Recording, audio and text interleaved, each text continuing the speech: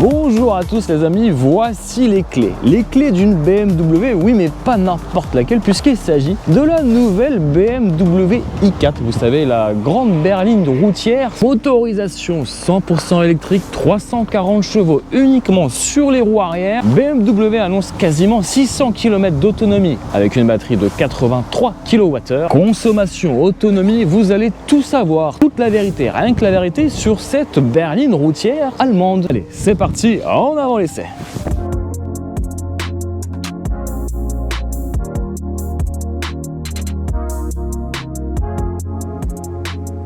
Allez, on commence le tour extérieur du propriétaire. Vous la connaissez déjà, voici les clés de cette nouvelle BMW i4. Alors je dis nouvelle, il s'agit tout simplement d'un restylage, d'un facelift, une petite cure de beauté qui permet de mettre à jour quelques éléments esthétiques et technologiques. Vous allez voir qu'elle est ultra bien configurée et quand je dis ça, c'est qu'elle est bien optionnée. J'aime beaucoup le style de cette berline. Un grand coupé 4 portes. Esthétiquement, on ne différencie pas les motorisations électriques comme celle-ci des motorisations thermiques et je trouve qu'elle est très bien réussie. C'est peut-être pour cette raison que cette voiture a autant de succès. Le seul élément distinctif des motorisations thermiques, c'est ici une calandre pleine avec ce double haricot, mais une calandre quand même travaillée. Tout ce qui est radar ADAS c'est planqué ici et je trouve que c'est subtilement caché. Alors j'adore, c'est cette couleur bleu Tanzanite Blau, si je le prononce bien à l'allemande. C'est une couleur qu'on a retrouvée sur la BMW série 1 120. Elle est un peu plus chère cette couleur. On est autour des 2100 €. Tout au long de la vidéo, je vous distillerai les options. Elle est fortement bien configurée. Je continue à faire un petit peu le tour extérieur. Sur ce facelift, on a aussi des nouveaux feux avant et arrière, et surtout arrière avec ces petits filaments. Pour ma part, pas assez éclairé. C'est peut-être une question de norme. Alors oui, on est sur des feux BMW laser à l'arrière. Je trouve que c'est vraiment très beau. Je vais arrêter de parler de ces feux, mais c'est très beau. On est sur une motorisation eDrive 40. Le eDrive, ça veut dire qu'on est uniquement en propulsion, ce qui permettra normalement d'optimiser l'autonomie. On pourra approcher normalement des 600 km d'autonomie. On fera bien sûr aussi le test avec les superchargeurs, combien ça recharge. En charge max, on est annoncé à 204 kW. Qu'en est-il dans les faits réels? Je trouve qu'esthétiquement, c'est bien fait avec ce diffuseur. On pourrait presque croire qu'il s'y cache des sorties d'échappement. Eh bien non, on a un plancher plat pour cette voiture électrique qui partage finalement le même châssis que les moteurs thermiques. J'adore aussi bien l'avant que l'arrière. N'hésitez pas à me dire ce que vous en pensez déjà du design de cette BMW i4 phase 2. N'hésitez pas à donner vos avis en bas dans les commentaires. Finition M Sport, vous vous en doutez, donc pack spécifique, carrosserie spécifique sur cette finition M Sport. On rajoutera le pack M Sport avec des étriers rouges sport à l'avant et surtout quelques éléments esthétiques ici avec ce petit béquet. Le petit élément distinctif toujours chez BMW des voitures électriques, c'est le contour bleu pour distinguer ces voitures électriques. Jantes de 19 pouces optionnelles, tout comme la peinture. Alors une belle longueur de 4,78 m pour cette BM, 2 m de large avec les rétroviseurs et en hauteur 1,45 m. Nous sommes bien sur une berline, nous sommes bien sur un grand coupé 4 portes mais 5 places.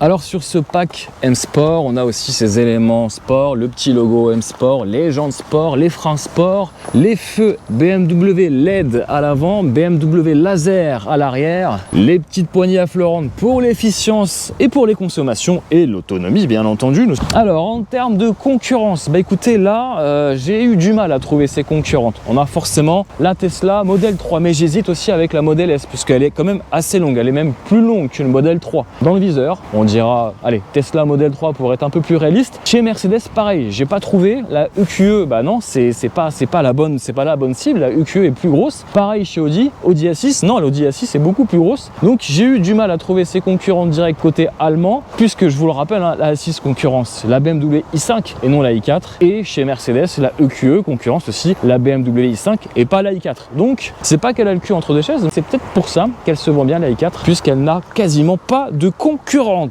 En termes de tarification, accrochez-vous bien, nous sommes sur une voiture allemande. C'est pas forcément sur le prix qu'on va être étonné, ou plutôt on va être étonné du prix assez élevé. Prix pour cette motorisation e-Drive 40, finition entrée de gamme, 64 000 €. Il faudra rajouter à peu près 4 500 € pour la finition M-Sport, plus 3 500 € pour le pack M-Sport Pro. Rien que ça, on arrive à 8 000 € juste de finition et de pack sportif esthétique. Il faudra rajouter le pack innovation à 1650 €, le système IFI Harman Kardon à 1100 €, l'application Chris, enfin bref, plein de petites options qui font gonfler la facture sur cette configuration que vous voyez sous les yeux. Une configuration à la fois sportive, oui, extérieurement, mais vous allez voir que l'intérieur est assez élégant. Moi j'adore, pareil, elle est bourrée d'options aussi bien à l'intérieur qu'à l'extérieur. Et en termes de tarification, vous voyez très bien que j'ai du mal à digérer la facture. On est à 90 000 €. Alors on va se consoler, on n'a pas de malus au poids, pas encore sur l'électrique, et pas de malus au CO2, forcément, elle ne rejette aucune émission de CO2. Allez, ce que je vous propose, c'est de voir l'intérieur. Allez, c'est parti.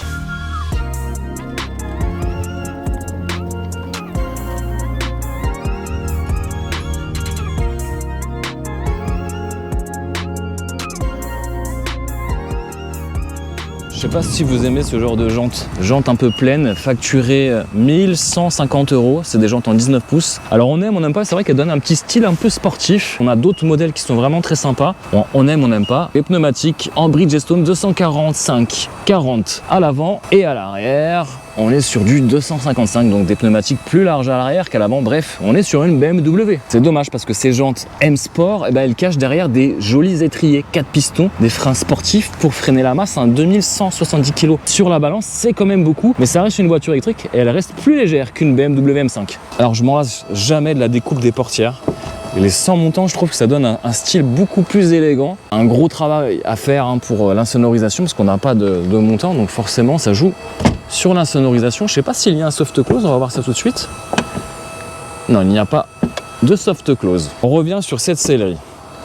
Là, je sais, je fais un peu des va-et-vient à droite à gauche. C'est une sellerie en cuir, facturée 1500 € qui contraste beaucoup avec ces éléments en noir et ces inserts de carbone. D'ailleurs, je vous ai même pas dit le prix du carbone. Le carbone sur la console centrale et sur la planche de bord qui se prolonge jusqu'ici. De la plus belle des manières, c'est facturé 650 € pour carbone et la sellerie en cuir Vernasca Oyster. Oyster, pour ceux qui ont la ref, ce sont des huîtres en anglais. C'est facturé 1500 €. On va peut-être lui reprocher un petit manque de maintien quand même sur cette sellerie. On n'est pas sur des sièges baquets d'une M3 ou d'une M4. Et c'est vrai qu'elle reste ferme au quotidien, mais voilà, n'ayez crainte, vous allez pouvoir faire des longs trajets même avec cette voiture électrique dans cette i4 de dernière génération. Vous avez ce fameux réglage électrique, vous avez trouvé la bonne position avec ici le réglage latéral du siège pour être un peu mieux maintenu. Bon, c'est peut-être un détail pour certains, mais au vu de la configuration très premium, le réglage du volant se fera manuellement en hauteur et en profondeur. Une bonne chose pour éviter de mettre ses doigts sales, gras sur cet écran tactile horizontal, ce grand écran. Heureusement, on a encore la petite molette qui permettra de naviguer simplement et surtout de ne pas salir ce joli écran. Une molette en cristal. C'est quand même bien fini. Regardez le guillochas sur cette molette. Ici, le sélecteur en cristal. On a un bouton start avec un effet start derrière. C'est marrant, il y a une petite écriture qui se répète. On va regarder les consommations. Consommation. Ah, c'est vrai que c'est carrément mieux avec la molette. Hop. Alors, les consommations depuis la dernière recharge. 18,6 kWh au 100 km, 10 heures de conduite depuis l'usine. Ah ouais, 20 kWh. C'est vrai que là, ça fait un petit peu élevé. Ce que je vous propose, c'est de relever le défi et on va voir réellement, en mode efficient, en conduite normale, quelles sont ses réelles consommations et quelle est sa réelle autonomie par rapport à ce que m'affiche l'écran, puisque là, regardez, j'arrive à 268 km, 352 km estimés avec une charge à 100%. Bon, le volume de coffre, qu'en est-il? Allez, accrochez-vous bien. 470 litres, c'est vraiment pas mal et surtout une accessibilité parfaite. Vous avez vu le haillon, comment il s'ouvre. Petit détail, c'est ça, c'est la petite découpe que j'aime bien de carrosserie qui vient intégrer le haillon. C'est joli, on aime ou on n'aime pas. Bien évidemment, on a les câbles de recharge qui prennent un peu de place et ça, c'est un petit peu dommage. Et là, ici, on a un espace de rangement encombré par le caisson de base si vous avez choisi de prendre l'option Harman Kardon. Allez, on est sur une voiture premium, petite moquette de qualité dans ce coffre. Allez, fermeture du haillon électrique, s'il vous plaît. Et regardez-moi cette découpe, c'est parfait. Alors, comme vous pouvez vous en douter, il n'y a pas de frunk, mais simplement le moteur ou un cache plastique.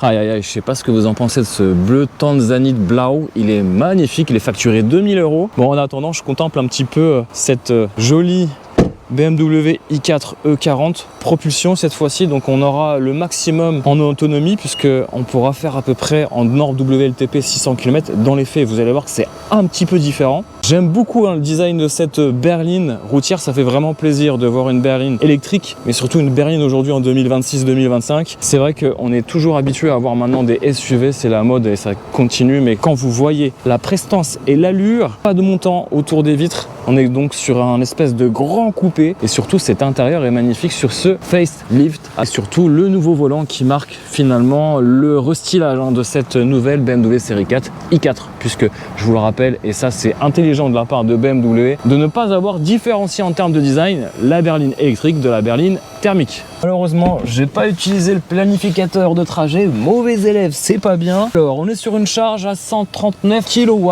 et on attendra les 100% à 15h30. Autant vous dire qu'il faudra attendre à peu près 1h10, 1h20 pour faire une charge complète. Inutile de vous dire que ça ne sert à rien de charger jusqu'à 100%, mais moi j'en ai besoin. On va regarder quand même la charge, ça fait un petit peu de bruit, je suis déjà à 29% et ça fait déjà 6 minutes que j'attends. Donc franchement là c'est ultra rapide et encore, je suis qu'à 139 kW. J'aurais pu optimiser le temps de charge, et oui. Alors si je charge à 100%, je vais pouvoir atteindre les 349 km. Je pense que ceux qui ont eu la voiture avant moi n'ont pas eu le pied léger sur l'accélérateur. Bah justement, à travers cet essai, on va essayer d'aller plus loin que ces 349 en autonomie estimée. Je vais attendre un petit peu de temps. Je vois que la puissance de charge baisse un peu. On est à 119 kW et je suis à 41% de charge de la batterie. Donc on est quasiment à la moitié. Il fait 13 degrés. Et oui, la température, c'est important pour une voiture électrique. En termes de finition, on reste sur du premium allemand avec des très belles finitions sur cette catégorie, avec des nobles matériaux, de l'aluminium aussi, du cuir et du plastique moussé. Il faut que ça mousse, mais surtout ces portières sans encadrement qui donnent un côté aérien. J'aime beaucoup.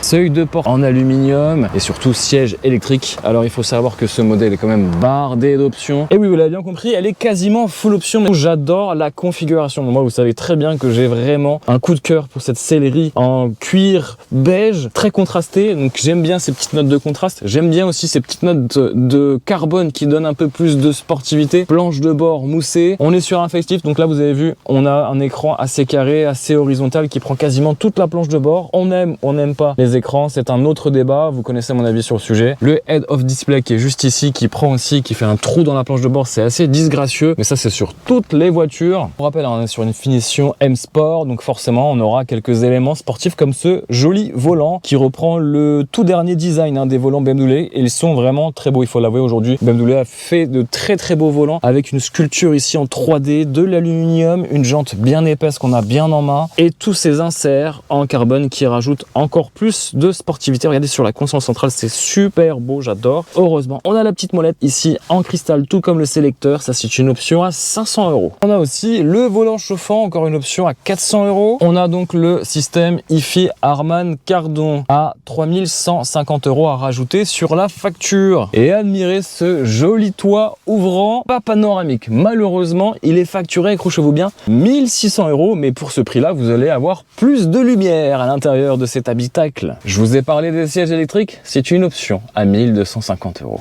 Et oui, une allemande sans option n'est pas une voiture allemande. Un intérieur qui présente bien à la hauteur du premium, sauf ces petits boutons qu'on retrouve aussi sur toutes les gammes BMW comme le X5. C'est pas super quali, mais c'est le seul petit défaut que je peux lui trouver. Vous avez des petits rangements ici, vous avez aussi 2 rangements sous la coudoir, même un gros accoudoir avec une petite prise USB-C. Vous avez une boîte à gants, même avec de la feutrine, ça c'est la grande classe. Et dites-moi un petit peu ce que vous pensez de l'intérieur de cette nouvelle BMW i4. Je dis bien nouvelle parce qu'elle a subi un restyling. Allez, ça y est, on arrive à 100%, 99%. Il est temps de débrancher, on y va. Chose importante quand même, la batterie peut se charger jusqu'à une puissance de, accrochez-vous bien, 205 kW. Alors c'est pas énorme comparé par exemple à ses concurrentes. Je parle de surtout l'Audi A6 e-tron qui là voit ses valeurs de charge, pic de charge beaucoup plus élevées que cette BMW, mais autant vous dire que dans le quotidien ça ne change pas grand chose. Allez, ce que je vous propose c'est de passer à l'arrière.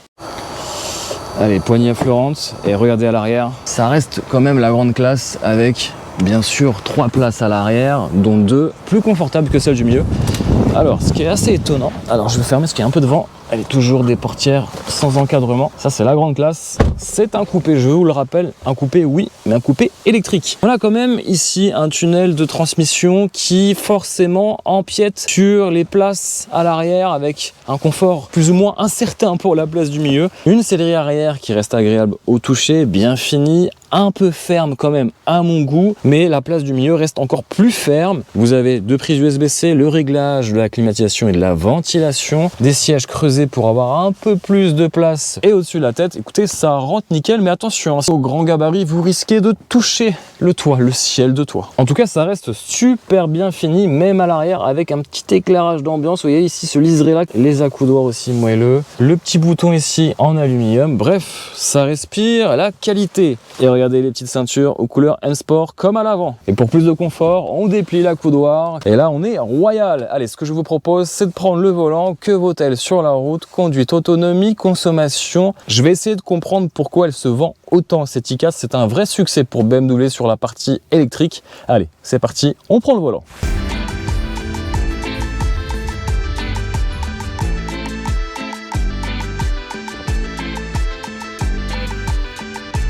Bon, au quotidien, quelles sont les consommations de cette BMW i4 e-Drive E40 ou 40 plutôt? Eh bien écoutez, on est autour des 15,6, 16 kWh dans mon utilisation globale, c'est-à-dire ville et petite voie rapide. C'est assez conforme par rapport à ce qu'avait annoncé BMW sur cette i4 et ça veut dire qu'on peut titiller, on peut même dépasser la barre des 500 km d'autonomie. La preuve en images, il me reste 461 km avec 90% de batterie et j'ai déjà parcouru 45 km. Si on fait les totaux, je suis à 506 km d'autonomie potentielle avec cette batterie de 82 kWh. Allez, admirez l'éclairage d'ambiance assez subtil mais toujours de qualité dans cette BMW. Et moi, les inserts en carbone, ok, c'est une option, mais ça rend la chose un peu plus classe, un peu plus sportive. J'aime beaucoup. En tout cas, je préfère largement les inserts carbone ici vernis plutôt que les inserts black piano qui se révèlent pas forcément qualitatifs. Allez, rayon de braquage, 12,5 mètres. Alors, c'est pas forcément le meilleur rayon de braquage de la catégorie, mais on reste quand même sur une grande berline routière. Hop, ça part, et ça part fort. Regardez, hop là. Allez. La petite caméra de recul de qualité, bien entendu, nous sommes sur une BMW. Bon, comme vous pouvez le constater, consommation en ville, 18 kWh, 15 minutes de route, 6 km, uniquement en ville. Allez, le petit dodan, ça passe. C'est confort, hein, franchement, c'est bien. On sent que c'est un poil ferme, mais ça reste confortable. Je sais pas si vous m'avez compris. Je cherchais les palettes au volant, non pas pour passer les rapports de vitesse, je suis sur une voiture électrique, mais pour avoir de différents niveaux de récupération d'énergie. J'aime bien avoir ce petit niveau de détail et ça me permet d'affiner, on va dire, la décélération au lâcher de pédale, un peu comme le one pédale. Bon, heureusement, j'ai découvert sur cette fameuse boîte que j'ai la position break. C'est pas pour faire du hip-hop, pas du tout, mais pour récupérer l'énergie. Et regardez, hop, au premier lâcher de pédale, j'ai quand même le 3e feu stop qui freine, donc c'est vraiment un vrai frein, donc ça peut être très embêtant pour les autres si vous vous amusez à lâcher la pédale d'accélération et de re-appuyer sur l'accélérateur.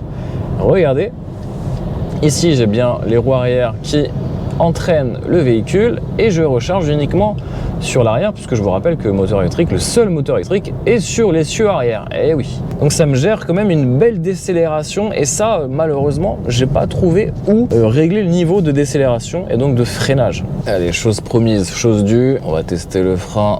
Je suis en mode break et on va voir si elle s'arrête toute seule. Alors déjà ça freine très fort sans toucher à la pédale d'accélération. Je teste et oui, elle s'arrête jusqu'à 0 km/h, donc très bien, elle s'arrête sans toucher à la pédale de frein. Je vous le dis, hein, j'étais que sur la pédale d'accélérateur. J'adore le look extérieur de cette i4, on dirait une série 4. Quelques toutes petites différences avec la version essence et ça c'est bravo BMW, vous avez tout compris. J'aime pas vraiment esthétiquement ici ces boursouflures en plastique noir laqué sur la carrosserie. Je trouve que ça gâche un petit peu peut-être l'esthétique, il n'y a que ça à dire, mais regardez-moi cet intérieur. Regardez-moi l'épaisseur du vitrage, double feuilletage s'il vous plaît pour une meilleure insonorisation. La petite molette pratique à l'ancienne comme sur les anciennes BMW. Et vu qu'il n'y a pas d'encadrement, On a un ajustement de la vitre pour la fermeture et la petite ceinture aux couleurs Motorsport. C'est quand même joli. Réglage de la tête ici avec ce petit bouton. En revanche, en termes de visibilité arrière, on repassera. Et regardez, un autre petit point de détail. Vous savez, cette molette, elle est super belle avec des beaux reflets en mode cristal, tout comme le sélecteur. Ça, vous l'avez vu tout à l'heure dans la présentation intérieure. Mais l'avantage d'avoir une molette au quotidien, c'est que vous avez un écran quasiment toujours propre. Il y aura juste des petites traces de poussière. Il faudra faire un peu le ménage, mais pas de traces de doigts gras ou sales sur l'écran. Tous ceux qui sont férus du ménage, vous allez être ravis, content d'avoir une BMW propre à l'intérieur. Bon, les consommations à 110 km/h, vous pouvez le voir, 18 kWh, c'est la promesse si vous roulez, vous faites des longs trajets sur voie rapide avec cette BMW i4.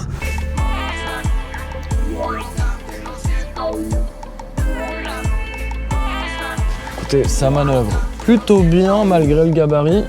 4,78 m de long. C'est vrai que c'est vraiment agréable. Alors la position de conduite est assez haute, c'est étonnant. Et ça part direct, hein. Ça c'est une voiture électrique. Je trouve qu'elle est très confortable, hein, malgré les jantes de 19 pouces. On évolue vraiment en douceur en ville. Ça c'est vraiment très agréable de conduire cette BMW i4, cette berline électrique. Et là il y a un agrément qui se dégage par rapport au thermique. En ville là c'est vraiment fantastique. Et question performance, allez, le 0 à 100 est atteint en 5,6 secondes. Pas mal quand même, pour une propulsion, je vous rappelle. Hein. Tout passe à l'arrière, les 340 chevaux et les 430 Nm de couple, tout est à l'arrière. Donc il faudra faire quand même attention sur sol mouillé. Et une vitesse maximale, là cette fois-ci, pour une voiture électrique, c'est quand même plutôt pas mal. 190 km/h sur autoroute allemande, bien entendu. Mais on n'est pas limité à 130 voire 150 km/h comme certains autres constructeurs. Vous êtes prêts? Go! Ok. Ça vous colle au siège. Pas forcément un exercice agréable. Pour le passage surtout. Allez, on laisse passer la moto. Et puis on a un petit retour son. C'est pas mal parce que c'est vrai qu'on se rend pas compte de la vitesse sans ça. On sent, on a une bonne direction. On a un bon feeling quand même avec cette auto. Et ce qui est étonnant, c'est qu'on sent pas les 2 tonnes sur la balance. Ça, c'est assez magique. Bravo BMW pour ce châssis. Alors on a quand même pas mal de petites options.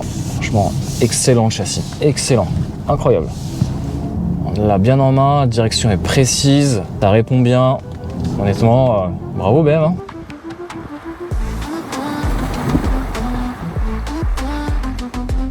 Allez, ce que je vous propose, c'est de faire une petite accélération. Pour cela, on va se mettre en mode sport et on va justement tester les capacités sportives de cette i4. Alors, on laisse passer, on y va. Alors, on sent déjà le bruit du moteur, enfin plutôt de l'Iconic Sound. Allez, c'est parti.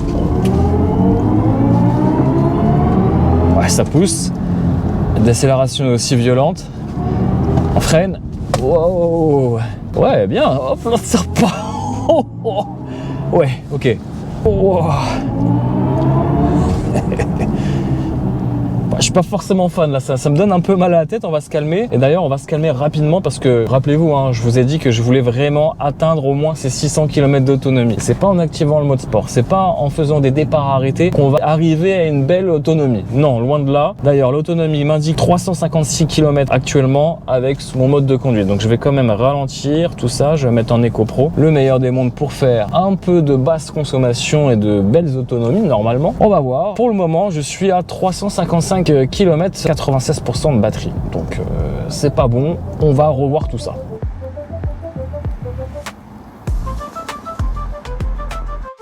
Allez, c'est parti. On va faire une petite session en ville, en silence bien entendu. Nous sommes à bord et au volant d'une voiture électrique et on va faire un petit bilan sur les consommations électriques. Allez, bon, ça part directement en quart de tour, bien insonorisé, mais en ville à basse vitesse forcément. Alors je suis en Eco Pro là, hein. J'aurais pu me mettre en confort, sport, pas trop d'intérêt en ville, ça reste confort. On a envie de chuchoter à bord. Alors on a les aides à la conduite. J'ai le petit bouton raccourci 7 au volant, ça me les désactive, on est tranquille, vous n'êtes pas embêtés vous dans la vidéo, et ça c'est parfait. Alors on va faire un premier test sur un rond-point, voir s'il y a du roulis. On est quand même sur une finition sport, les suspensions Select Drive en option, le pack sport, bref, une finition très sportive et un châssis normalement sportif. Écoutez là, on y va, ça vire à plat, easy, donc là en termes de comportement routier, fait pas de roulis malgré le poids. Le freinage est correct, on vient de me couper la route, freinage sport, n'importe quoi ce qu'elle fait la dame. Il est temps de vous laisser les amis. En tout cas, j'espère que vous avez apprécié l'essai de cette BMW i4. J'espère que vous avez aussi apprécié ma petite prestation. Si c'est le cas, le petit pouce levé, bien entendu. N'hésite pas à t'abonner à la chaîne Vlog Cars Passion comme d'habitude. Si tu n'es pas encore abonné, active la cloche des notifications. Et si vraiment tu veux nous donner encore un peu de boost, n'hésite pas à booster cette vidéo. Allez, je te dis à très vite pour de nouvelles aventures, toujours en vidéo. Ciao, ciao!